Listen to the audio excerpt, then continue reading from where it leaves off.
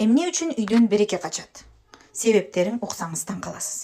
Биринчиси, үйүңүзгө көптөн бери конок келбесе, береке токтойт. Ар бир конок өзү менен 10 береке алып келет.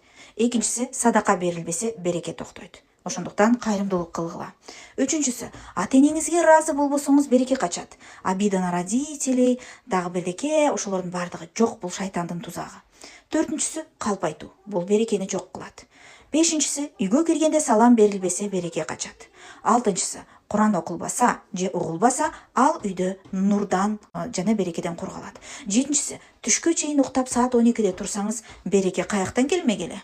Сегизинчиси, ысырапчылык берекени жейт. Тогузунчусу, шүгүр кылбасаңыз, Аллах берекеңизди алып коет. Ар дайым Аллага шүгүр, аз болсо да шүгүр канаат кылыңыз.